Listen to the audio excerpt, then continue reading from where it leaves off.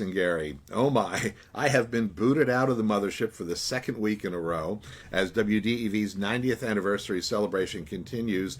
I'm making stop number 10 this morning on our tour of the listening area, and this time I'm as far away from Waterbury as I'll get on this tour. I'm hunkered down in a place I'm sure I'll be asked to leave for making too much noise. I'm just a few hundred yards from the big pond at the Island Pond Public Library. I'll spend the morning getting to meet people who are usually tuned in to WDEV at 101.9, our Island Pond frequency, and we're going to begin the morning by meeting our host, the library director of the Island Pond Public Library, John Zupa. John, welcome to Vermont Viewpoint, and thank you for having us this morning. Thank you for being here, Rick. Oh, it's great being here. Now, John, give us a little tour of this little kingdom of books located here in the Northeast Kingdom. Island Pond Public Library? Yep. a library in the town of Brighton is where we are too, by the way. Right. And, it's all called Island Pond, but the town of Brighton has had some form of library since the 1890s. Wow. Goes back a long time, but that was a time where $6 a year could probably get you through your library funding. As a matter of fact, they're in some of the early reports, from there. Unbelievable how far back that goes. That's from 1890 to 1920. What happened was the library existed in some form or another, but it had not gotten to that form of real, how could I put this, a real functioning library. Right. In the modern sense of the word. Mm-hmm. And I had helped out at the school, at Brighton Elementary School, with their library there. And after I got done helping the kids there, I really had just been taken by them so much. But several of the mothers that were involved with the trustees for the library contacted me and asked if I would, take over or direct the project to try to get the money, build a real library, right, and move forward from there. And I think I was taken by the kids so much that it was like, they really wanted to do it with complete focus on early literacy. Yeah. Because if we start from birth to 5, this is where you really get to everybody. Isn't that the truth? Yep. Yeah, and I had seen it in other countries and in other places where they were funding this early literacy many, many years ago.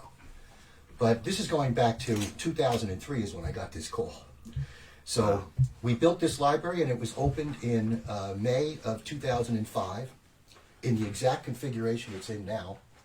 It feels like it's brand new when I walk in. Doesn't it? Except for the old vault, bank vault. What's that?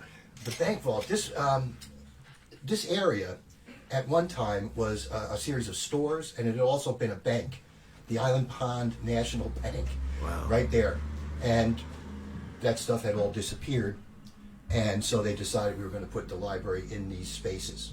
Gotcha. And the first time they worked here, it just didn't get over the top. So we got the funding. I think the library was funded for over $200,000. And some of the comments we got at first would be like, what do we need a $200,000 library for?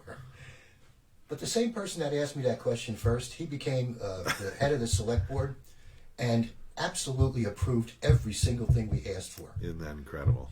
And that was Deke Worth, I believe, who was in charge of that. He was just wonderful. Because first they went from, what do we need it for? Yeah. To, let's do it, because then they saw what was happening. Yeah. At first we couldn't get a dozen kids involved in the summer program. Because they followed us here from the school in certain ways, suddenly we went up to 40 every year. And then we went up to 60.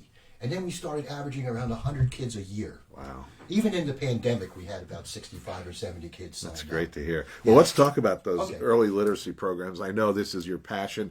I'm seeing signs and a T-shirt there, Oceans of Possibilities. Yeah. Is that the summer reading program or the early literacy program you've got going on right now? This summer the program is called Oceans of Possibilities. Yep. But every year we've done different programs going all the way back to 2005.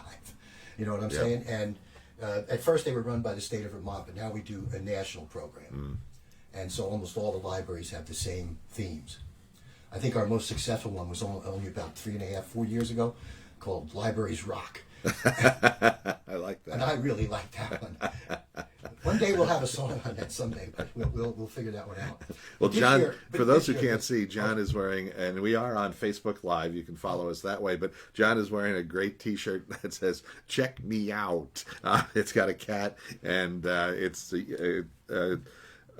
you want people to check books out of here. Now, you have another program. That's Pete the Cat. Oh, Pete the Cat. You got to make sure, because the kids know Pete the Cat. I don't know Pete the Cat. Oh, my God, I'm old. You should.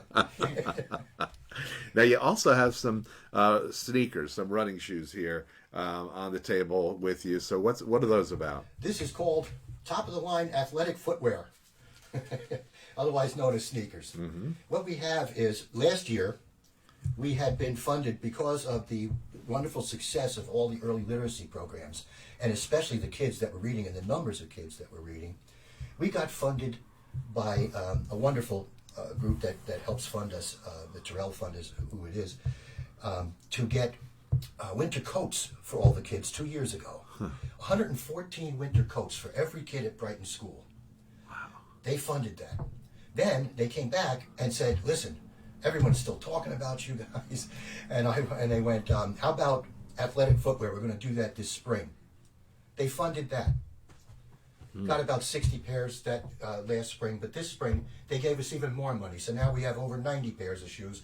And what these are here for are all the pre-K through third graders who sign up and participate in the summer reading program.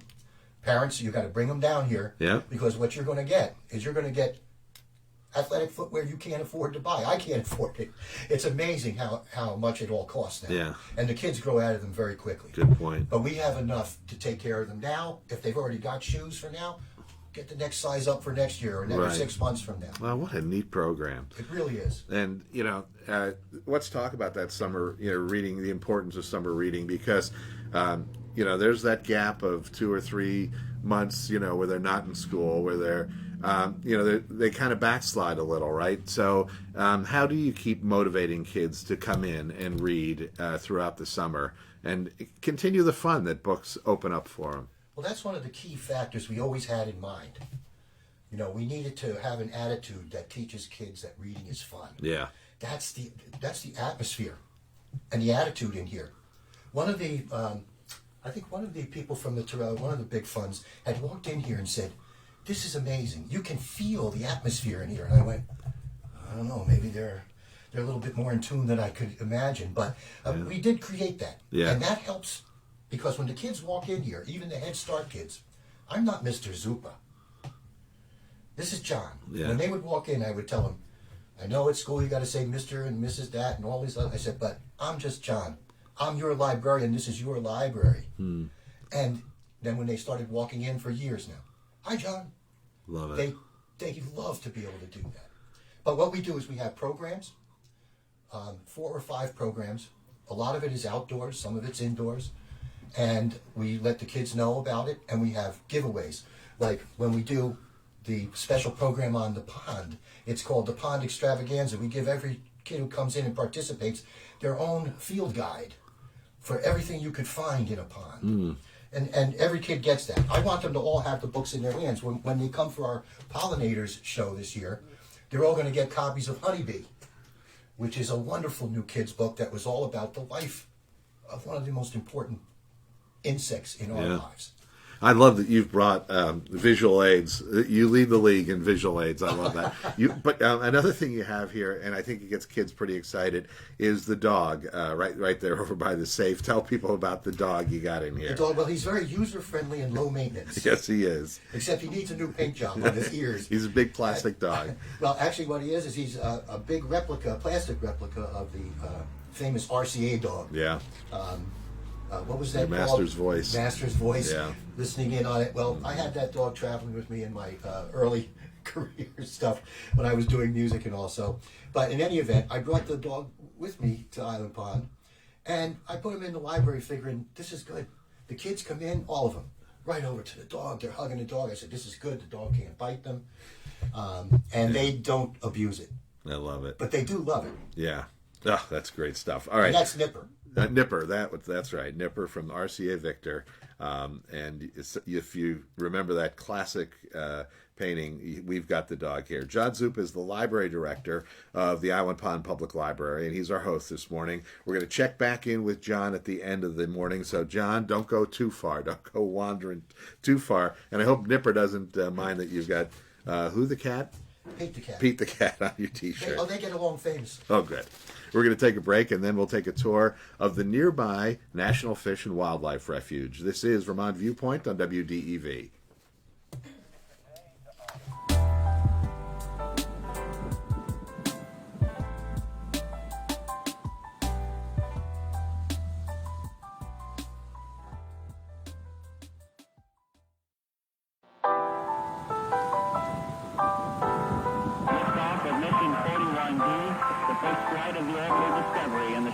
Clear the tower.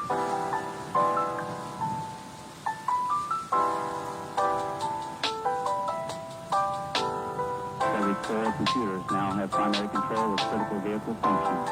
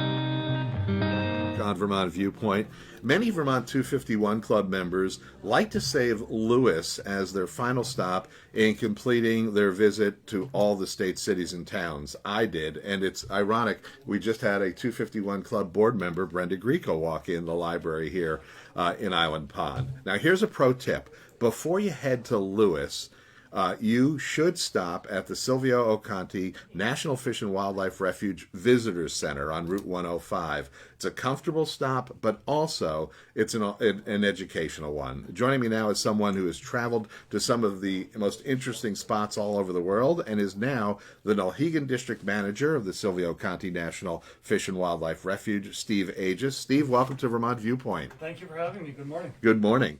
Now, when did this area here in the kingdom get designated as part of the National Fish and Wildlife Refuge? Yeah, great question. So in the 1990s, the predominant landowner in the area was Champion International, and Right. they had announced publicly that they were going to sell much of their lands in New York, Vermont, and New Hampshire. Large land holding in the Northeast Kingdom was roughly on the scale of 127,000 acres, went up for sale, and the state of Vermont bought roughly 23,000 acres. The federal government, through the U.S. Fish and Wildlife Service, bought just under 27,000 acres. The remaining, I believe it was 88,000 acres, stayed within the timber industry and is now owned and managed by Weyerhaeuser, previously Plum Creek. Wow. Yeah. What a great history and a great step in by the state and by the federal government to save a good portion of those lands. What does it mean to have that National Fish and Wildlife Refuge designation? Sure. So let me take a step back and provide you with kind of a broader picture of what it is we're talking about. Yeah. Most Americans are familiar with the National Park Service. Right. If you say Grand Canyon or Yellowstone or Yosemite, most Americans are familiar with the Park Service. The Park Service does a phenomenal job managing their lands. Another federal land management agency would be the U.S. Fish and Wildlife Service. There are 567 national wildlife refuges nationwide. about 152 million acres across the nation through this assemblage of lands that are managed specifically for wildlife and their habitats. There's a national wildlife refuge in every state. Typically, the further out west you go, the larger the refuges are. They range anywhere from 1 acre in size, say off the Florida Keys all the way into Alaska. You can get refuges 19.8 million acres, say Arctic National Wildlife Refuge. So Wow. Every national wildlife refuge has specific legislated purposes for how it is managed and why it is managed that way. So the Silvio Conti National Fish and Wildlife Refuge is unique. It is the only watershed-based national wildlife refuge on the East Coast. Wow. So it is the Connecticut River watershed is the legislated focus area of the Conti Refuge. Connecticut River watershed is 7.2 million acres in size, and within that there are 23 land divisions of the Conti Refuge, the largest being the Nulhegan Basin Division here outside of Island Pond. Those lands are managed specifically for wildlife. Habitat is managed for wildlife and for priority public uses that are wildlife dependent. So photography, wildlife viewing, environmental education, interpretation, hunting and fishing are priority uses. The Nulhegan Basin is unique in that it's such a large land area managed by the U.S. Fish and Wildlife Service that there are many uses that are allowed there. It could be riding bikes on the gravel roads. It could be snowmobiling in the winter, hunting, fishing, photography, wildlife viewing. We do a considerable amount of wildlife and habitat research and also habitat management. So there's a whole suite of opportunities, certainly for recreation in the area. Now, before exploring the area, I've told people, hey, stop in at your Welcome Center. So what will they learn there before they head over to the refuge? Yes, so there is a free visitor center. It is owned and managed by the U.S. Fish and Wildlife Service. It's open 365 days a year from 8 a.m. to 4:30 p.m. I encourage anyone that's going to be in the area, especially the 251 Club, stop in. If the staff aren't there, you can still visit the exhibits. You can use the restroom, fill up on water before you get out on the refuge. It has terrific views of the Nulhegan Basin, panoramic views out the back of the office. The scale and scope of the exhibits really focus on habitat management specifically for wildlife, say migratory birds such as warblers and thrushes, or endangered species, say spruce grouse for a state-listed species or Canada lynx for a federally listed species.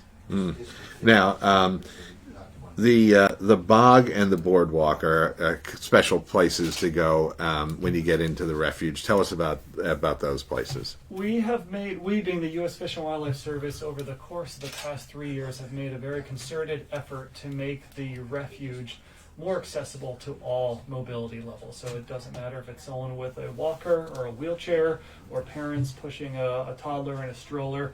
We have 6 accessible boardwalks. These are elevated boardwalks that typically go to an observation platform or a viewing area, and we have strategically placed these in different habitat types.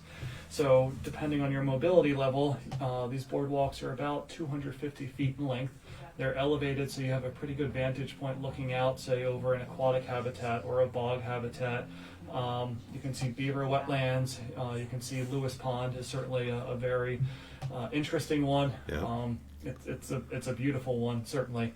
So we have these elevated boardwalks that are placed strategically across the refuge for people to get out and explore, get out of their vehicles, because you can spend quite a bit of time driving the refuge roads. Right. It's good to get out, stretch your legs, and get out with your family members and explore these different habitats on the refuge. Yeah, it's really nice to get up close and personal and not just drive by all that you can see. Right. Let's talk fish and wildlife now. What kinds of aquatic life is found in the refuge? Great question. We spend a lot of time and resources trying to improve and restore aquatic connectivity on the refuge.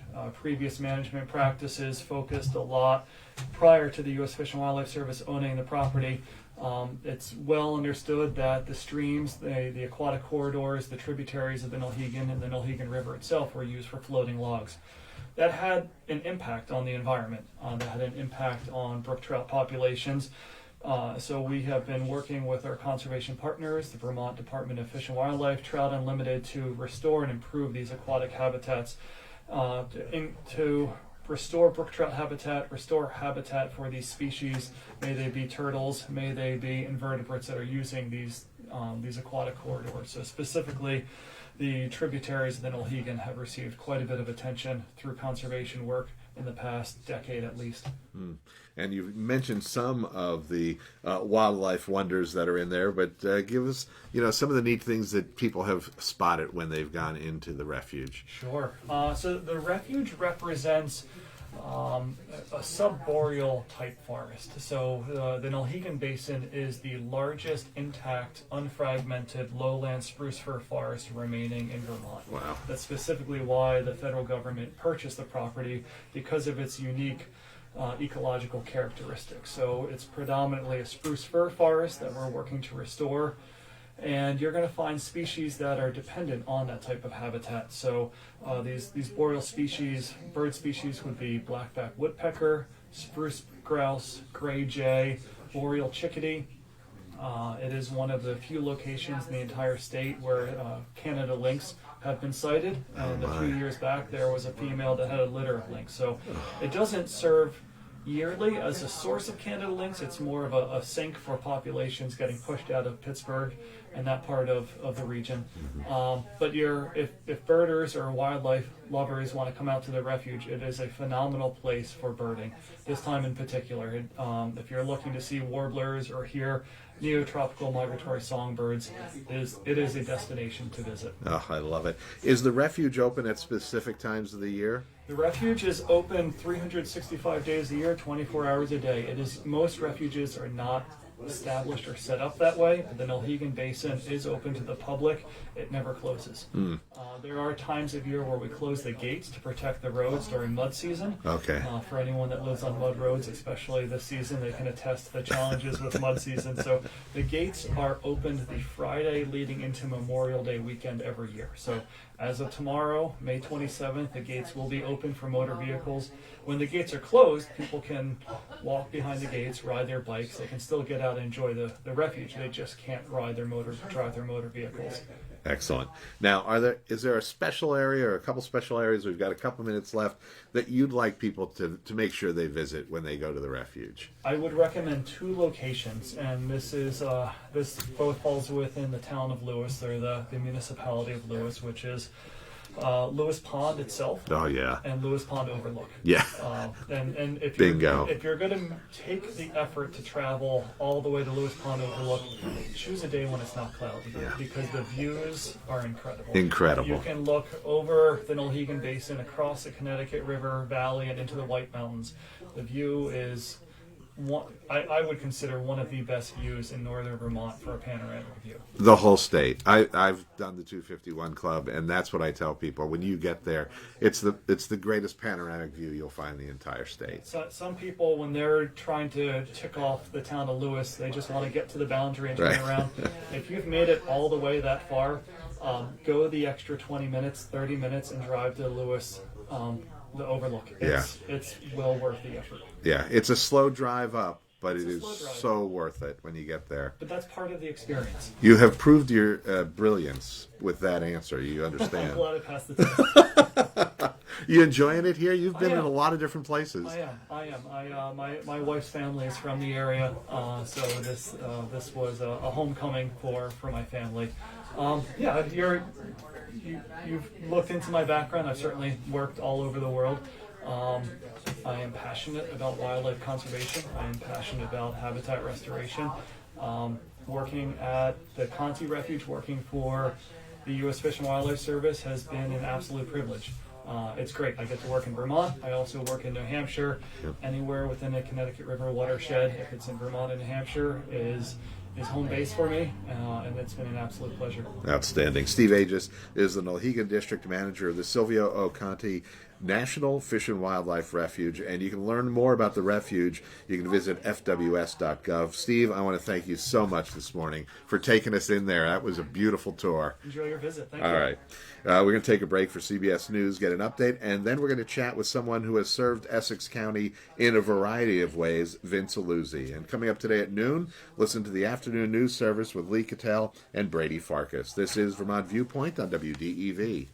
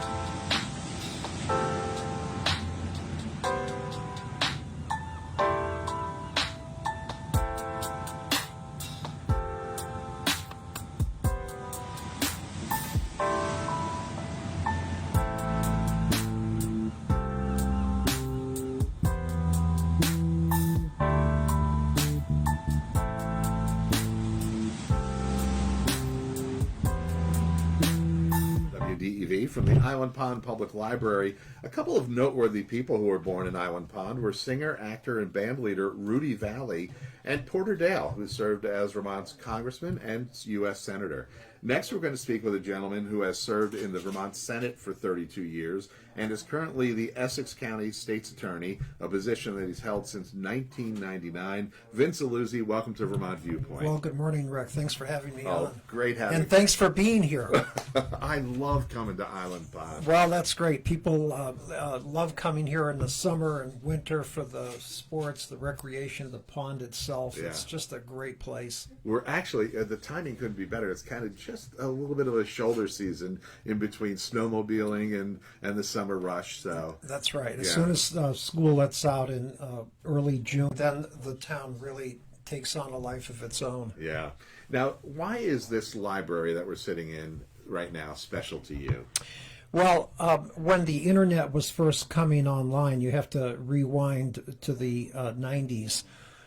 I was chairman of the Senate Institutions Committee, which for folks who are not in the legislature, it's really the Public Works and Infrastructure Committee. And we had a number of folks wanting to access the internet. There were no iPhones or Android phones. So you had to either have a connection at your house, or if you couldn't afford a computer or another way to access it at home, you would go to a library. So what we did is we funded a number of libraries around Vermont as a place where community residents could go and use the library so they could access the internet. And that was the rudimentary way to get people online back 30 or so years ago. Island Pond was one of the recipients of one of our grants from the Capital Construction Bill, but we did it on a non-discriminatory basis. We helped a number of libraries around the state, as well as schools and other nonprofit entities, to have a place where local residents could go and get on the internet, print items off. And I see that here at the library they still have the computer terminals, and people still use them. Absolutely. How important is it in a community like Island Pond to have a thriving library just like this one with those core services available? Well, it's a nice amenity for the large number of second homeowners that we have in this region. This is really the Lakes region, if you will, and we have a lot of folks, many of your listeners have camps or second homes in this general Northeast Kingdom area, and sometimes they don't have internet at their place of residence in this area, so they come here and print something off or use the computer to otherwise access the Wi-Fi or keep in touch, Yeah. which you really have to do. Yeah. Now, Vince, I know you were born in Montpelier. You went to St. Michael's College. When did you first move up to the Northeast Kingdom? In 1979, and got elected to the Senate the same night as Ronald Reagan. You know, you say Oh, my 1980, and people, what's the difference between 1980 and 1960? But that's kind of a time stamp. Yeah. I got elected the same night as Ronald Reagan, and I've been in one office or another since that time. Oh, my goodness. And what is it that this area is special to you that makes it a special part of the state? Well, when I was in the Senate, I often used to say that the Northeast Kingdom is what Vermont used to be, and Vermont is what America used to be. And I think that still holds true. Obviously, change is inevitable, but the change here comes a bit more slowly, and I think after others have gone ahead and we have an opportunity to learn from their mistakes. So, we don't have, you don't see strip malls around here. Right. You don't see haphazard development. We've allowed others to embark on that path, and then we sort of take it one step at a time and try to keep the authentic character of the greater community. And of course that includes, Canaan and the very northeast tip, and Wallace Pond, Island Pond here, and of course we have Lake Memphremagog and Seymour Lake. We have a lot of lakes in this area, Right. which is a great attraction for non-residents who want to, including Vermonters, who want to have a place here to come and relax and get away from the hubbub of life. Yeah. 32 years in the state Senate, and now, 22, 23 years as Essex County State's Attorney. That's a massive commitment to public service. Why is that so important for you to be part of, the government and to help people? Well, I found I always was the kind of person, I always enjoyed working with people. I like to be able to solve problems. And when you get into office and you get to know the others who are in office with you, you know who to call. There's always a person who you can call to address someone's problem. The question is knowing who to call and how to present or approach the issue. And it gives me personal satisfaction to do that. Like, for example, when Jim Douglas was governor, we awarded, I think it was either $25,000 or $40,000 to this library. And we came here, and the day we made the presentation, a lot of the school kids were here, a lot of their parents were here, and it made them feel good about their community, and it made me feel good about the role I played in making that happen. Now, Vince, in your time, what did you try to ensure that this most rural of a rural state, that it couldn't be forgotten, that it needed to remain a priority to the people of Montpelier? Well, you just heard from the federal land refuge, right, director. I can't remember his title, but Howard Dean called me when he was governor in the 1990s and said, look, we have this extraordinary opportunity to preserve essentially a third of Essex County.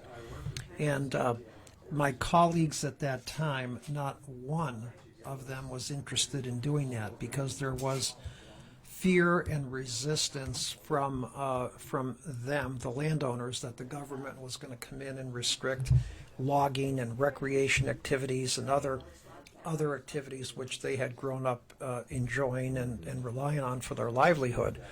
And so working with Howard Dean and the Vermont Land Trust, it was a legislature, governor, land trust approach to buying the property. We secured the funds in the capital construction bill of that era, and we were able to preserve and protect. My role was to not only enable the purchase, but also to ensure that traditional uses remained.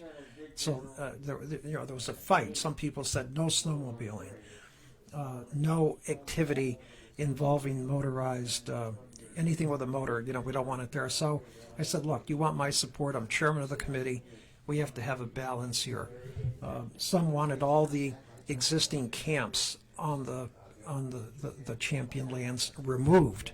So we came up with a compromise that gave them, if I recall correctly, a 99-year lease. So we were able to work out the logistics whereby we diminished the fears that folks had, and I think we've left a legacy that will not be developed like every other part of the country. Right. Hearing that story of how it was saved, it makes me so proud of what Vermont did and the federal government did, and yet still allows a certain amount of land to be used for logging, which we know is important to this area. All the traditional uses were written into the authorizing appropriation. And Darby Bradley was head of Vermont Land Trust at the time, Howard Dean governor. Myself and my counterpart in the House was Robert Wood of Brandon. He wasn't so keen on it, but once we built in those protections for traditional uses, everybody came on board.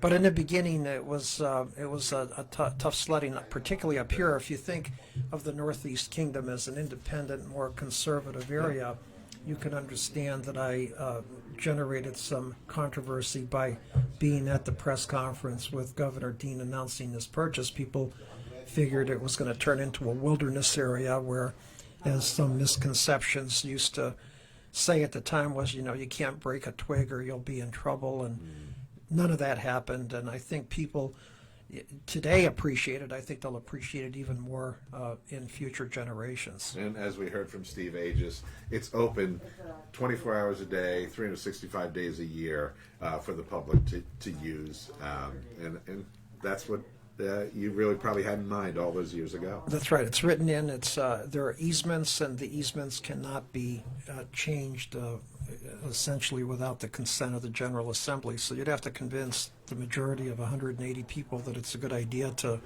do something different. Yeah, I don't think that's going to happen. Vince Aluzzi is the Essex County State's Attorney, a position he's held since 1999. Vince, I want to thank you so much for being on the show this morning. Well, thanks for coming, and come back. Oh, I will. All right, we're going to take a break and return to speak with Judy Valeni of the Brighton Snowmobile Club. This is Vermont Viewpoint on WDEV.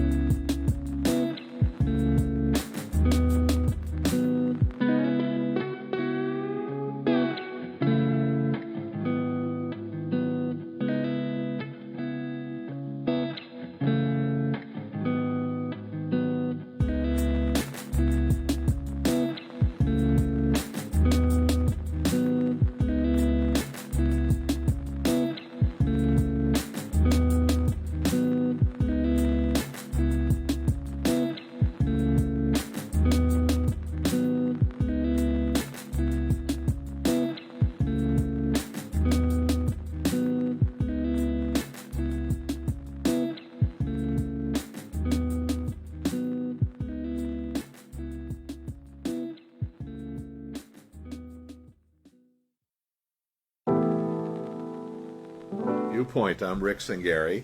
I'm surrounded by books and the wonderful folks of Essex County and Island Pond this morning.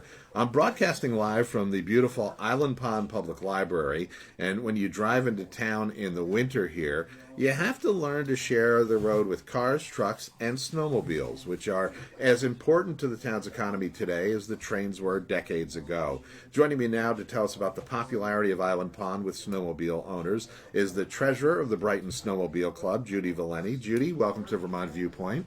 Good morning. Good morning. We also have the club's trailmaster, Reno Gervais. Reno, thanks for coming. Thank you. Thanks for having us. Reno, describe what Island Pond is like at the peak of snowmobile season. Yeah, it's just, it's pretty wild, I guess you could say. Groomers are out just about every night. There's a lot of traffic, snowmobile traffic, and when we have a great season, everybody's so excited. It's such an uplifting deal. So it's just, it really gives a big economic boost to the town. Yeah. And of course, all the restaurants and whatever business you have in town, it definitely helps. Hardware stores. Hardware stores, yeah, a little partial to that one for sure. But yeah, so it just we have 106 miles of vast trails that we maintain and groom. And the amount of traffic that we have to groom quite often because and also. Always dealing with loggers. The loggers have been doing a lot of work out there, so Right. we've been dealing with them, closing trails, opening trails, and of course, once the loggers are done, we have even better trails. Yeah. So, It's wild when you're driving, up through the kingdom, and it's a lovely drive. You come into town in the middle of the winter, and it's a mecca. It's vibrant and kind of wonderful when you get here. Judy, what is it that makes this area that snowmobiling mecca that people, drive miles to come and be part of this?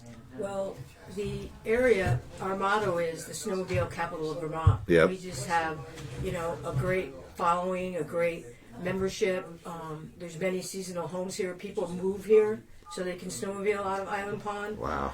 Myself included. I did that 4 years ago. So just knowing that, you're always pretty much guaranteed, fingers crossed, that you can get out of here. You can go to Canada. You can go to New Hampshire, Maine. It's just a central point. Yeah. Probably like the Grand Trunk was back, from Montreal to Portland. It's Yeah. just a great area for riding. And it's the elevation.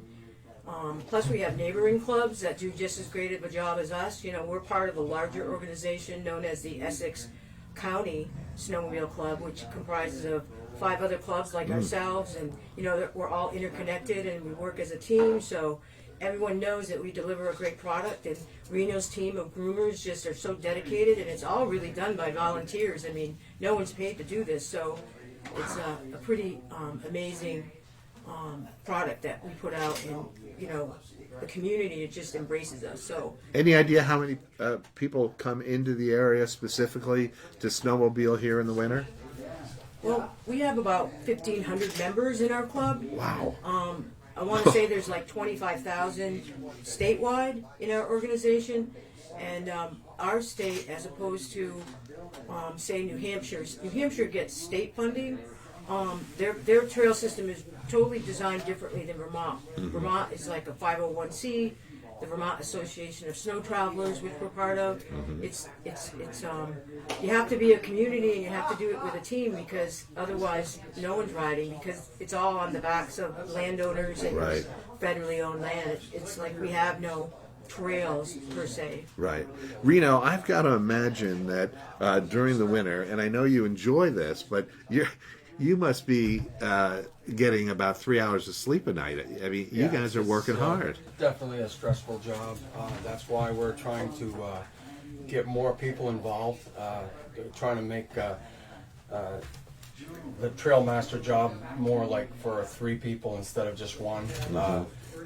We realized that after the late Dave Page died, he had designed this whole system, and we're still working off of the system that he designed, and just incredible the amount of work that he did for being and doing it himself. And so now we're just trying to get it separated and into different groups, so it can be a little easier on people. So because this is all volunteer, and the volunteerism in this club is just incredible. I mean, it just all we have to do is make an announcement, and people are there. Yeah. Well, and we've touched on this, but Judy, the importance of this network and your club and snowmobilers to the Island Pond and Essex County economy has got to be really phenomenal. Oh, the impact is just amazing. Yeah. I mean, we have an individual who's a volunteer that manages a program known as Business for Trails, and with that program, he works with local businesses in the area, and other clubs do. The other clubs do the same thing, so we can produce a map, and they get advertising, and we have a business board, and we try to be all inclusive. And without their support and the support of our members and the support of our donors and You know, it really is, and it's a 12-month job. It's not like once the snow melts, everything goes away. I mean, you said 20-month job. Yeah, It probably feels like that at times. right, exactly. I don't think you misspoke. No. What are Reno some of the activities that the club has during in the winter? So we have a raffle. We raffle off a new snowmobile every year, and we have that at the Dave Page Memorial, which is at intersection number 24.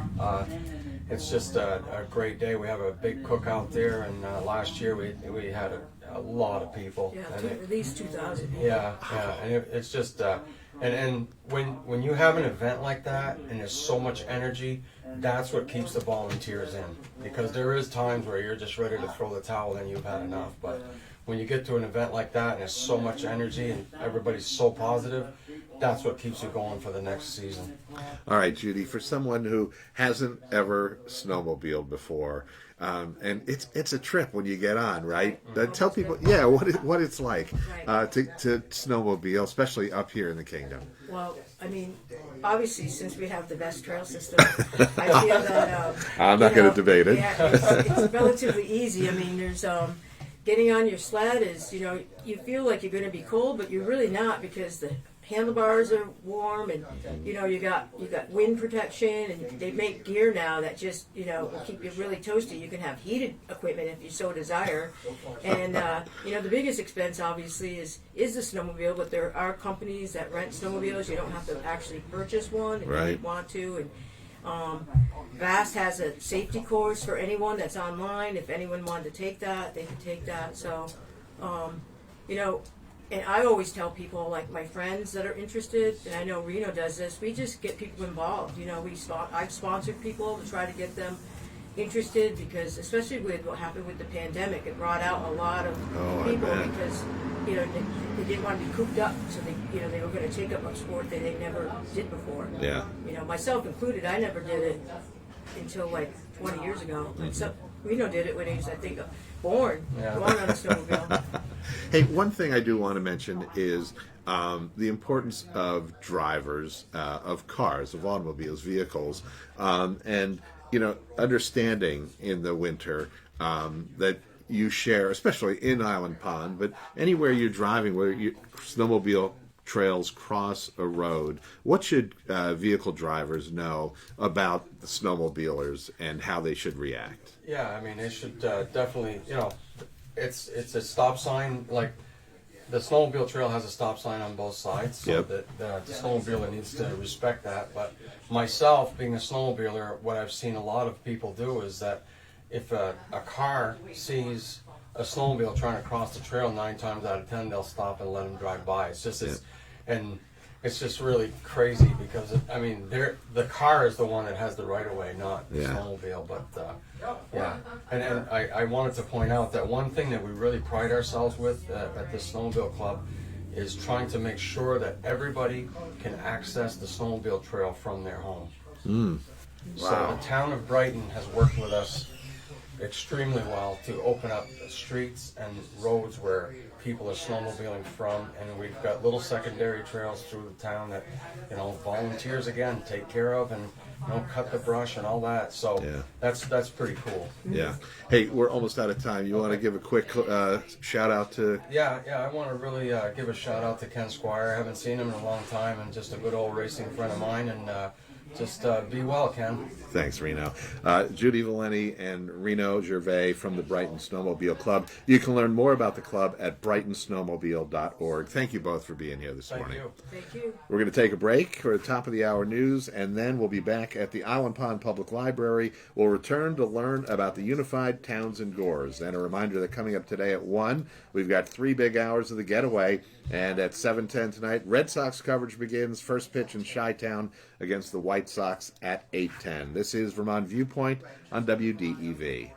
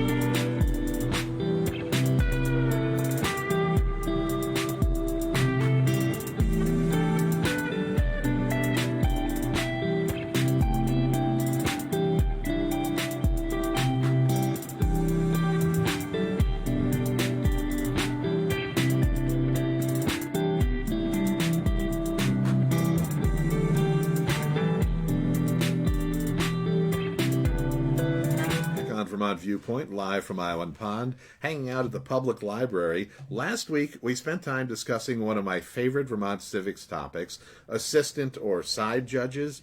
Now, we're going to learn about another one. So what happens in towns that are so small that a local government of any size might be impossible? And what about those gores? It's time to meet the town clerk of UTG, and that stands for Unified Towns and Gores. Joining me now is the town clerk, Gina Vigneault. Gina, welcome to Vermont Viewpoint. Thank you. And Gina, I don't want to slight you at all. Gina is also Norton's town clerk, right? Yes. And technically, I am not the town clerk of Unified Towns and Gores. I am a supervisor. Supervisor. All right, I'll try to get that right. Now, explain this concept of Unified Towns and Gores. Well, the Unified Towns and Gores, if you look at a map, all of them are connecting. Okay. But they have an extremely low population. I think right now our population is 24. Of all the ones you represent? Correct. As Because we have supervisor. some that are just camps and have nobody live there at all. We only have 3 towns that people actually live in. Wow. So Avery's Gore, Warner's Grant, and Lewis have nobody living in them at Right. all. And then we have Ferdinand, Warren's Gore, and April that people live in full time. 24 people that you represent as their supervisor. And are there other towns we've missed from the group, the UTG? No, I named all 6 of them. Named all 6. Okay, good. Now, when did this idea of UTG come into being? How long has this been going on? I think 1973, I think, is when it first came into effect that they were. It was the unorganized towns and gores, and then it started being talked about. And then back in, well, I'm not sure the exact year. I think it was 2005 that the legislature finally went through and put all of us together. There's still other unorganized towns and gores, Gotcha. but like I said, all ours. If you look at a map, they all touch. So. Oh, that's incredible. Now, what are your responsibilities as supervisor of UTG? It's the same as a town clerk. I do property tax payments that come in, dog licenses, I record deeds, death records, marriage licenses. I haven't done any birth records. But basically the same thing as a normal town clerk does. We still have the same responsibilities. Okay, but in Norton, you probably have a select board, right? Correct. Okay. In UTG, is there any other form of government, any other structure? We have a board of governors. Okay. And we have 5 board of governors. Oh, And technically, the differences between the two, at the town of Norton, I'm elected by the people. At the Unified Towns and Gores, I am appointed by the Board of Governors. So I okay. work for them, technically, at the UTG, whereas in the town of Norton, I work for the people. So at UTG, 5 of the 24 people are part of the Board of Governors. Correct. Almost over 20% of the area Correct. are governors. Wow, it's incredible. And then, why did you decide that this was a position you would like to do? Well, my predecessor had called me and wanted somebody to work with her part-time. And then decided that she wanted to get done altogether. And I had asked my board in Norton if I could come work here part-time, and they didn't have a problem with it. Yeah. And then when she got done, they asked me if I would stay there full-time. Yeah. And I did. So how is it balancing the two positions? How much? I would imagine the Norton town clerk job takes most of your time. Nope, just the opposite. Really? Yeah, just the opposite. How about that? Why does UTG take so much of your time?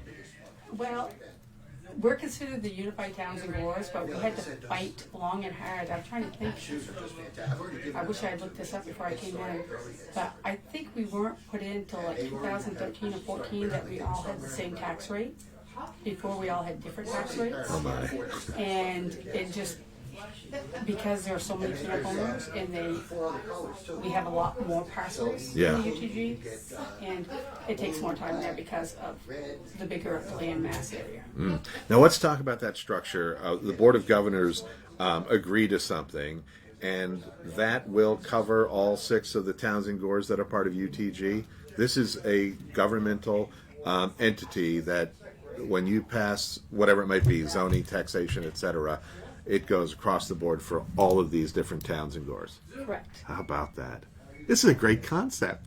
This is a fabulous Vermont civics lesson. And then the budget. How is that, determined? How is that financed?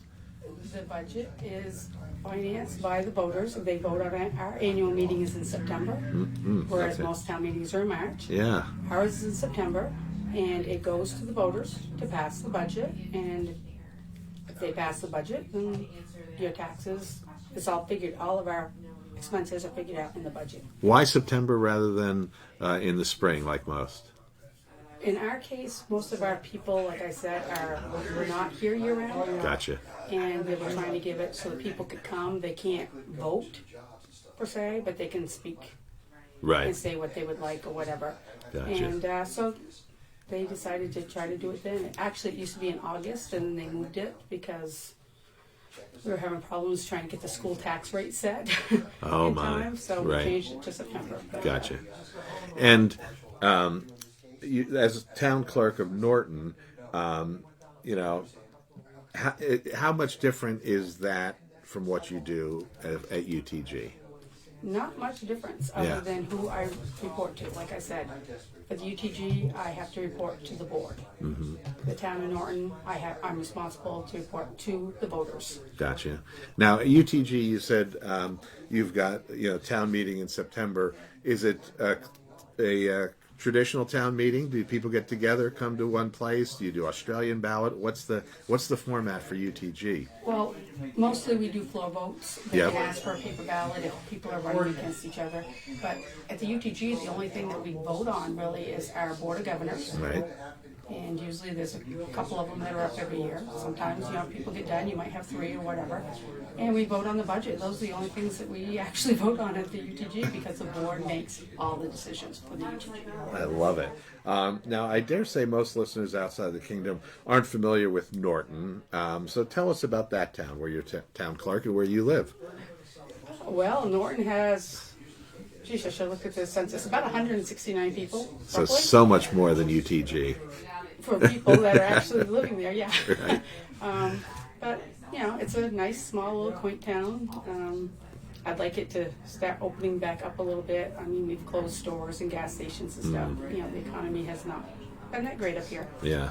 But we can always cross our fingers and hope. Yeah, and I guess that's always been kind of one of the struggles, the challenges here in the Northeast Kingdom. Correct. Yeah. Although, you represent these sparsely populated areas, what are the needs of this area you think that the state should be aware of? We need people that represent our area. That's one of the things I see. And I'm not saying it to be mean, but No. most of our representatives don't come out to the UTG or the town of Norton to meet us and find out what we want. They say they represent us, but if you don't come see the people and find out what they want and they need, how are you representing them? And what do you think those specific needs are that they should be aware of? Well, right now they're saying about they want to get rid of fossil fuels and go to electric. We can't do that up here. Everybody travels so far to go to work. It's not comprehensive. And we have a very low economy area. To try to make your homes all use electricity for everything, that's a lot of expenses. My people can't afford that.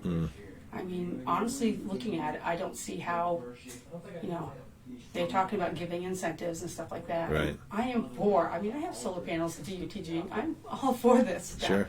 But at the same time, you can't force it on, like I said, we have a lot of elderly that they would have to give up their homes and move. And it's like, I don't want that to happen, Yeah. Last question. What is it that you enjoy about being town clerk of Norton and supervisor of UTG? I just like working with people. Yeah. I like being able to help them if they have questions. And if I don't know the answer, I'll tell them, let me look into it and I'll get back to you. Yeah. But I like working with people and I like helping them.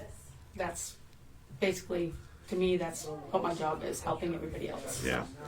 Gina Vigno is the supervisor of the Unified Towns and Gores and the town clerk of Norton, and you can learn more at nvda.net. Gina, thanks so much for the civics lesson this morning. Well, thank you. All right.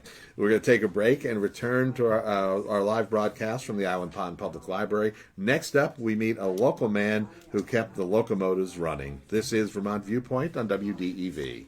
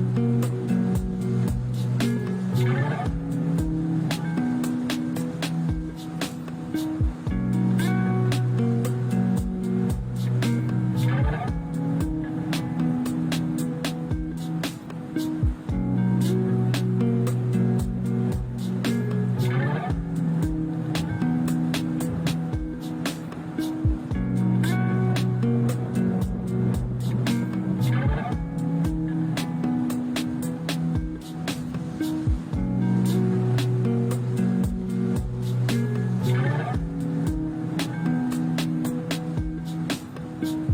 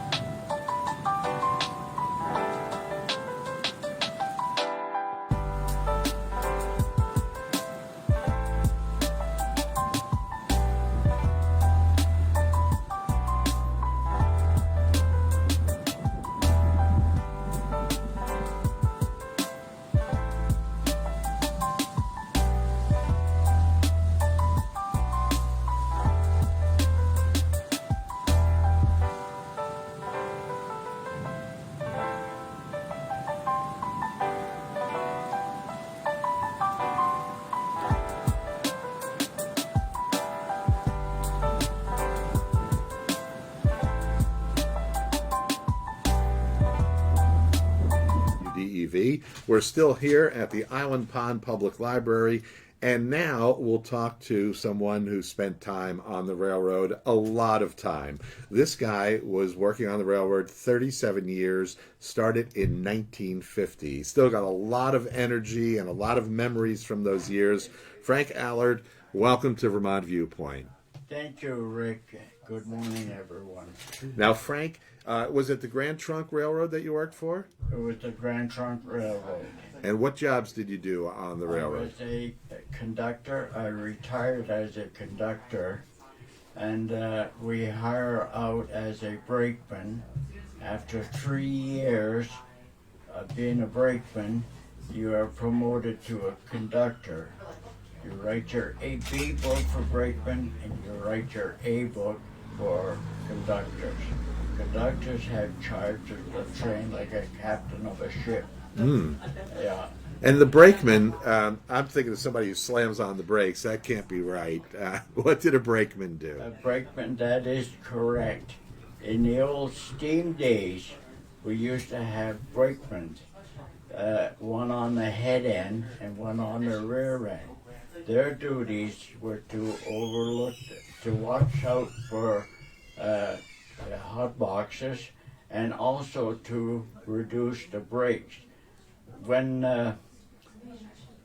on a steam engine, the air system wouldn't release quickly, so the brakeman would be asked to go up on top of the cars with a club and use the stem wind brakes and put them on so many cars according to the weight of the train. Oh, my. Then when we got down to the bottom of the hill, the engineer would blow the whistle and we would release all those brakes and go back to the engine.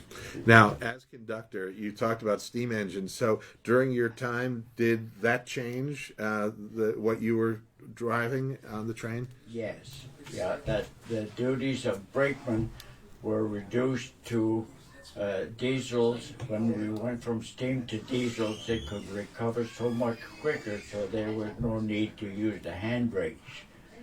But the duties were 5-man crews. There was a motive power, an engineer, and a fireman, and a conductor and 2 brakemen. The brakeman in the caboose was to watch for signals, to repeat signals to the conductor, the semaphore signals, or if he was on the engine, would be to repeat the semaphore signals and to read the orders out loud to him, the train orders. Now, you're looking right out the window to what's left of the train yard. There's about 2 or 3 tracks out there. Yeah. What was it like in Island Pond in its heyday? In its heyday, we had from the station, there was 19 tracks. The total yard was 22 tracks. You had a ladder that went up to the shop, and then a switch to each one of the tracks. And over by the roundhouse, you had another set of tracks over there, and we had a main line 2, and we had a freight shed over here where Sunrise Manor is now. Oh, yeah. And we had stock pens there for cattle that was traveling on freight trains. Oh, my. And we had transshipment, less cargo transshipments that were transferred here in Island Pond for other destinations. And Frank, was it all freight, or was there passenger trains going through? Passenger train. The passenger trains were steam until 1967, and then because of losing some of the market, like the mail and the passenger service, we had to discontinue passenger trains. Yeah. What was it like in its heyday in Island Pond when the trains were going with 22 tracks out here? It was quite busy. We had 2 switchers. One worked in the daytime and one worked at night. And you could hear the engine, the steam engine working. There was a coal chute, there was a roundhouse. They would switch cars for different places. And it was pretty different. It was pretty noisy.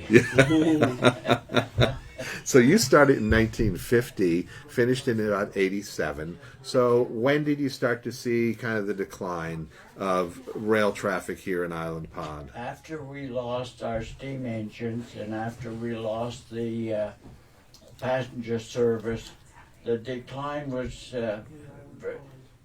the original trains was from Montreal to Portland, Maine. Mm-hmm. And the reason they used this, that Montreal was looking for an open seaport.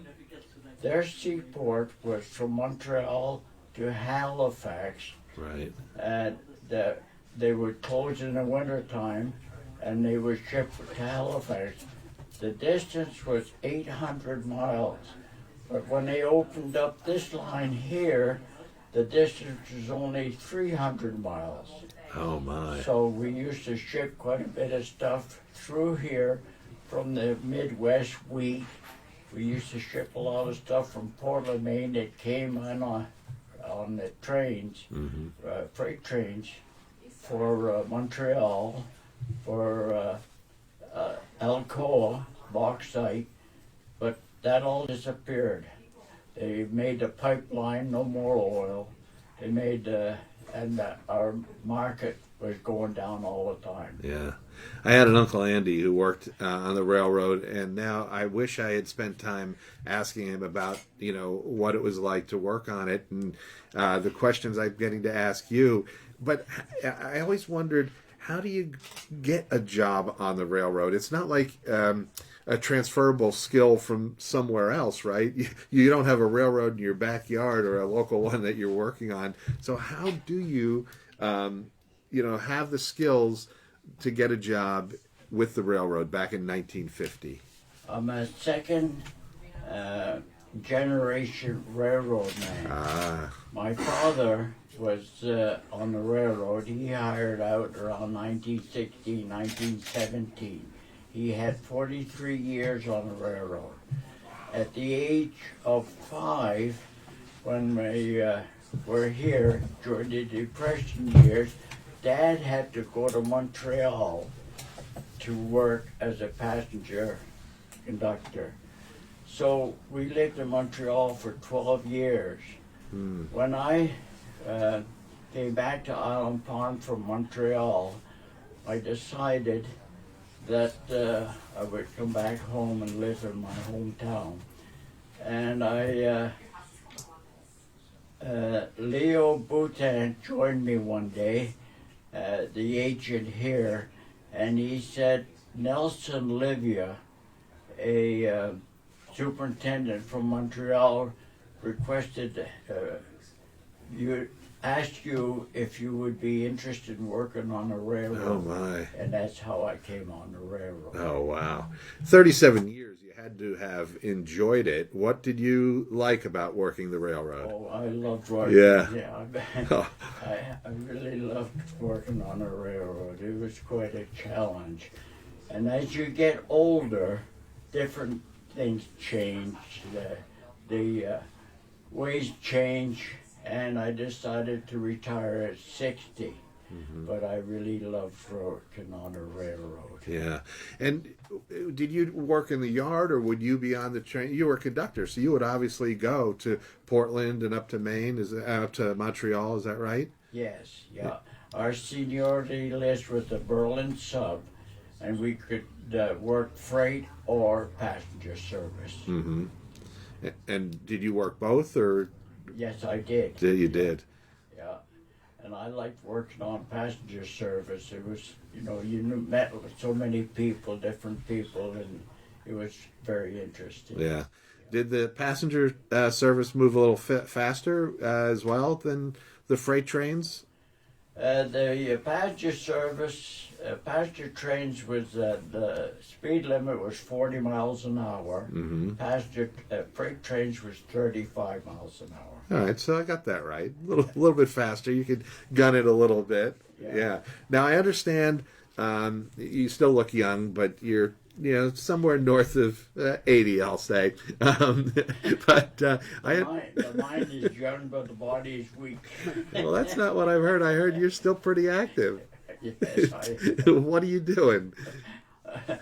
I keep active around the house, and I keep doing my own lawns and shoveling snow, not shoveling, but moving snow, and I still have a busy day. Yeah. What is it that this area means to you? Why do you like living here in the Island Pond area? I like living in Island Pond. I always loved Island Pond. The people are very friendly, and the people are united. They, we have a good atmosphere in this place in Island Pond. Yeah. Yeah. How often do you get into town? Not very often now. Tammy is my chauffeur. Got Tammy here with you, yeah? Yeah. So you're not driving much? I'm not driving much. No, I do go up to camp. I have a Kubota tractor. I've heard about that. Everybody knows you in this town. You know that, Frank. You can't get away with anything, can you?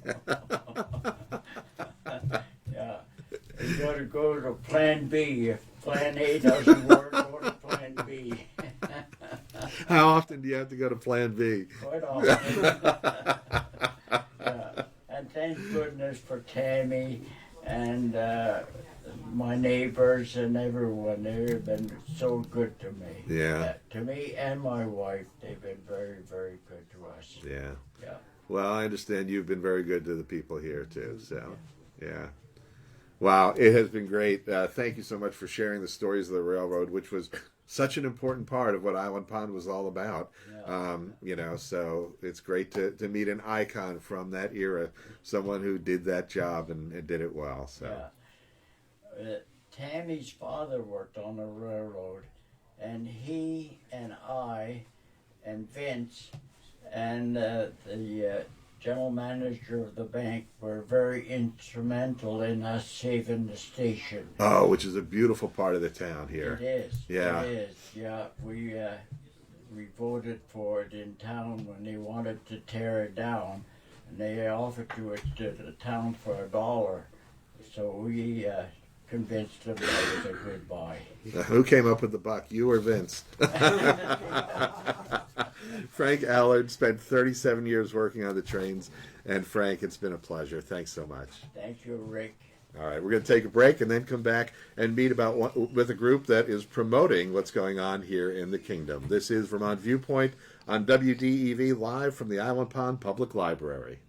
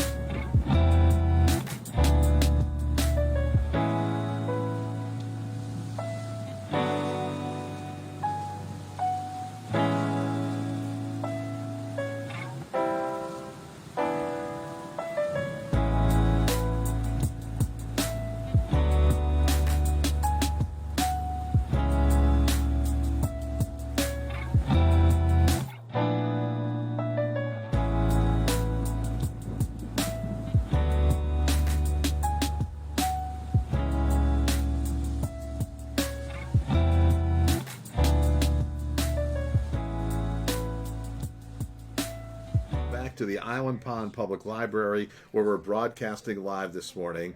I tell this story from time to time about a friend I've met since moving to Vermont. She was born and raised in Addison County, and in a conversation once, she mentioned never having been to the Northeast Kingdom.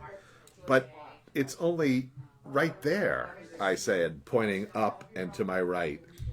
If you haven't explored the wonders of this special part of the state, I hope you'll be motivated to do that by the end of this next interview. Joining me now is Tim Obar from GetNakedVT.com, or as I like to call it, GetNakedVT.com. Tim, welcome to Vermont Viewpoint. Thank you. All right. Now, what do you think is special about the Northeast Kingdom? You've been here for at least a dozen years, right? I just think the beauty itself is great. I mean, there's a lot of natural resources, between hiking and biking and whatnot. There's plenty to do here. And it's, I don't know, no matter what part of it you're in, it just seems like there's something miraculous about it. Yeah, miraculous. What a great word to describe the kingdom. I've never heard that used before, Tim. That might be the next advertising campaign. Not that there's ever an advertising campaign, but on the website getnakedvt.com, miraculous is the word. And who did that? Tim did that. What is getnakedvt.com? It's a group of people that are just promoting all the events in the Northeast Kingdom. Like a couple years back, there was a event where if you went to certain places and had your picture taken with one of the icons you're supposed to have, right, you would win a shirt or stuff like that. And we sold at the store quite a bit of the shirts, the Get Naked t-shirts that we had and the stickers. It was pretty popular a couple years ago, and with COVID, everything slowed down a little bit, but it's getting back on track. Coming along. Now, what's the shop? What's the store? We had the Hearth and Home Country store. Okay. Cross Street. Oh, gotcha. Okay. And the T-shirts, let's talk about them, because I've got one. I sent one to my sister for Christmas because I brought her and her husband up to the kingdom when they were here to visit, and they are choice. They are some of the greatest shirts I've ever seen. There's this fabulous logo. Explain it, and where did that come from? I'm not sure who developed it. It was another group that came up with the plan for it, but just the cow. Yep. With the crown on the top of it. Right. Some of them had a little logo on the bottom part of the shirt as well. I think it was the female shirts had those. Mm-hmm. But it was pretty neat. Yeah. It was a neat design, and it was catchy, and everyone loved it. So when they came in and saw that, I have to have one of those. It's naked. It's like, no, it's naked. You can do what you want outside the shop, but inside the shop, it's Get Naked. Right. So overall, what kinds of things will people find when they go to the website? On the website, you'll just find different things that are promoted throughout the Northeast Kingdom. It's becoming active again, but where you could go to participate and what was taking place on a certain day. Mm-hmm. So things like that. Yeah. So what are some upcoming events that people should know about and get them to head up to the kingdom? So currently, what we have coming on in Island Pond is we have a townwide yard sale that's going to take place in June. We also have the Real McCoy show. It's a circus show that'll be right here on Main Street. And there's going to be a kickoff to summer car show that we're going to have planned. We have two big events on the weekend for the 4th of July. We have a concert on Friday night, a big concert on Saturday night with the fireworks. We also have a parade on that for Saturday as well. And in June, there's going to be the Brighton Trail Days. So that'll be put on by Brighton Recreation. And pretty much that's what's happening this summer so far. Yeah. And then, of course, you've got this great influx of people who come up to the pond, spend the summers up here. And so it must just be really a vibrant place to be at in the summer. It is. It's after this weekend, it's like open season for everybody. So many people come back year after year. They camp, they reminisce on families that used to live in town where they were from, and you hear the stories about everybody, what they love about the area. Yeah. You learn something new, or they like to know what's going on, so they will ask you different questions, and just the enthusiasm of everyone being here. It's like as soon as they get into Island Pond especially, they just unplug. Yeah. And it's just I don't know, they can relax. Yeah. That's why they come back. Yeah, I think I must have picked this. It's like genius that I picked like that lull of 2 weeks between like snowmobile season and the summer, right? When it's just quiet enough to get into town and be able to do what I'm doing today.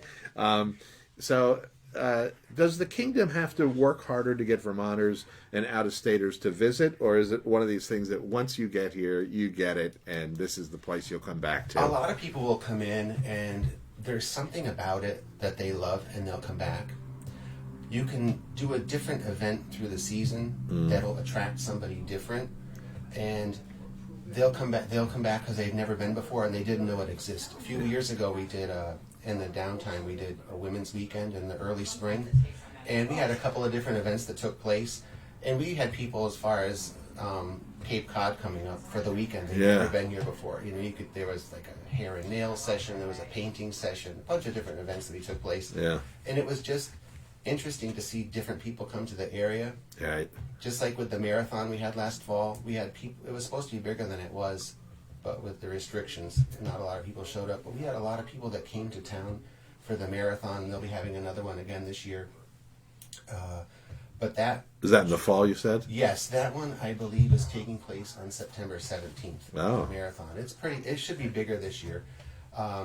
Could you imagine running a marathon in the peak foliage season up here? Oh, yeah. Oh, my goodness. And the roads that it went on, it was pretty cool. A lot of people came from places they'd never been here before. Yeah. So they were really impressed by it. So I think the return will be even more so this coming summer. I'm always envious at foliage season because, first of all, it starts up here, before the rest of the state gets it, and you've got all this unspoiled land. So it's like the biggest palette of beautiful foliage, anywhere, and at the right time. I need to get up here earlier this year, right? Yeah. All right, take me on an NEK adventure. Can you do that? Something in the kingdom, that you say, hey, you're coming up. All right, here's what I would suggest you go do. Get that question a lot. So Good. We do have the Moose Bog out towards Wenlock area. Mm-hmm. A lot of people have been going out there. You can the birds would come right to your hand and eat the seed right out of your hand. So that's new. That's out there, and it's handicap accessible as well. And the Bluff Mountain Trail right up Mountain Street. Mm-hmm. That's not a bad hike to the top, and you get to see all of downtown and the lake and all that stuff. So Yeah.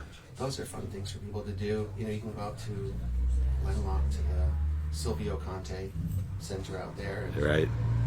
Yeah, we spoke with Steve Aegis from the Conti Center earlier, and if that didn't get people excited to take a trip just right outside of town too, here, that is a beautiful place. There's always the loop. You can drive up through Norton into Canaan on 114 and come down, I believe it's 102, into Bloomfield and back out on 105 through town. And, it's a good hour or so ride, but some of the land is land that's untouched. It would remind me of when I was a kid coming to see my grandparents. Yeah, isn't that the truth? You can't believe you'd see it.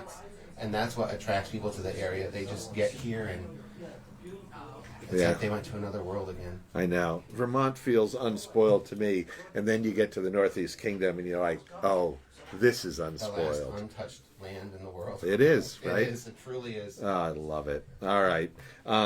So again, tell people about the site. It is Get Naked, VT.com. Give them a little tour of what they find there.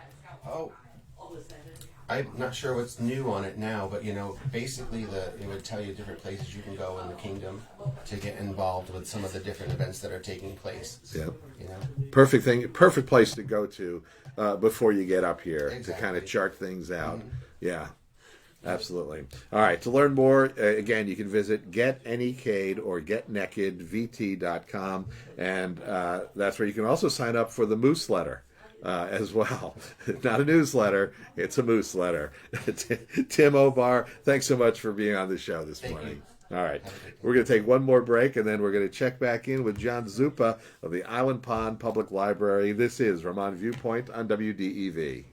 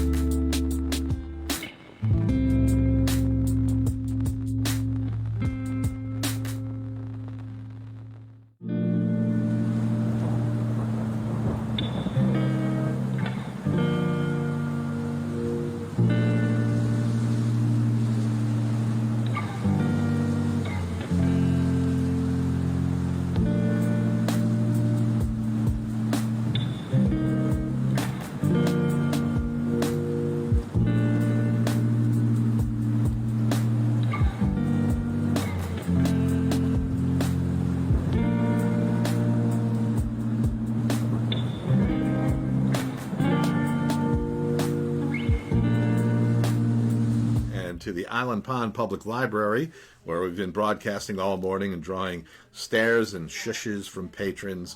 We've had a wonderful morning getting to know Island Pond and the surrounding area. Got this email from Beth, who says, I can recall as a little girl lying in bed at my grandparents', the Stotts, and listening to the roundhouse and moving cars. Fond, fond memories of Island Pond. Now it's time to check back with our host, Library Director John Zupa, star of The Jitters. I don't know if you recognize that intro music, but that was from... I do know the song. That was a band John was in many years ago. John, welcome back to the show. First of all, this has been, people haven't left who have come here. Usually, when I do these types of shows, you show up 5 minutes before, you finish your 15 minutes on the air, you're out the door. This has been a community gathering place all morning. People have come early. Vince Aluzzi just left. He's been here all morning. Is that the way this library is to the community, that kind of gathering place for people? It really is. And when I heard you say shush and all these other things, I'm going, I know. We are not that library. No. I tried to show people the difference. I had these two action figures. One is Pearl, the action figure librarian. And you press the button in back and she goes like this, shh. Okay? But the other one was like Jeremiah Johnson, the Mountain Man, I think. So I said, we're somewhere in between these two. We are not an academic library. When you come in here, you can talk right out. Yeah, it really is a very warm and wonderful place. And I'm not going to say loud, but you're allowed to just come in and live and Absolutely, enjoy. within reason. Yeah, and take part. What are the library's hours? The library is open Tuesday, Wednesday, Thursday, Friday, and Saturday. On Tuesday, we're open 9 to 4. On Wednesday, we're open 11 to 6. On Thursday, we're open 9 to 4. Friday, 9 to 4. And Saturday from 9 to 1. And for a rural library, those are great hours. That's a lot of time for your library to be open compared to some that might be a Tuesday morning or a Thursday afternoon. It sure is. I remember when I was traveling one time, I was out in, where was I now? It was in New Mexico. And... big town in New Mexico. I'm trying to remember it, but I said their library's open one less hour than ours, and it was like the capital. Yeah, Santa Fe. Oh, Santa Fe. Yeah, it was in Santa Fe, not the capital. And where is that? The capital? It probably is the capital. Yeah, I think Albuquerque's the largest city, but I think Santa Fe is the capital. And I said we weren't going to go into my misspent youth, so I'm going to drop that one right away. All right, but suffice it to say. Now, I've been seeing a lot of squids, whales, other creatures around the library. Tell us again what this is all about. Oceans of Possibilities. Oceans of Possibilities. Well, it's the name of the summer reading program. And we're focusing and putting some emphasis on the ocean creatures and all. Mm-hmm. Last year's program was Tales and Tales, which was about whales and turtles and stuff. And I'm saying, okay, and we don't have a view of the ocean here. No, but you do have a view of the pond. We sure do. And there was talk that they were going to try to put a luxury liner in the pond, and they actually did a photograph for an April Fool's Day one time. But I don't think we're going to get that. Now, I did see the marker when I went down to the shore of the pond that calls it Island Pond Lake. It seems much larger than an actual pond would be. Do you know if it is designated as a pond or a lake? That's a good one. You got me on that. Probably should ask Steve Aegis when he was here. It probably is designated as a lake. Yeah. Because they would talk about, I think it was in different writers that would describe the area. They would talk about the lake with the island in the middle of it. Mm-hmm. And that's what it was always called. Yeah, just not large enough for a luxury liner for cruise ships just yet. So libraries have changed so much from the time of our youths, right, when we were young. What kinds of things do you need to provide today to remain relevant as the library for this area? What are you focusing on that question? Well, again, so how has what you provide as a library changed through the years? Okay. Well, I'll tell you one thing. A lot of things changed in 2010. Now, I've been here since 2003. I was telling you what we did was build the new library. Right. We needed to focus, and we were always focused on the book. But definitely early literacy is where we wanted to stay. And there you really focus on the book, too. because there's enough things going on in other areas for them to deal with. Yeah. Back then, it was very different, and we were really essential to people who needed internet service and couldn't get it anywhere else. So the library was getting a lot more computer usage, a lot more visits, and like I said, it kept going up and going up. Right around the time of smartphones coming in, between 2010 and 2012, is when things started to change. Suddenly there wasn't much pressure on our computer usage. They all had their smartphones. Right.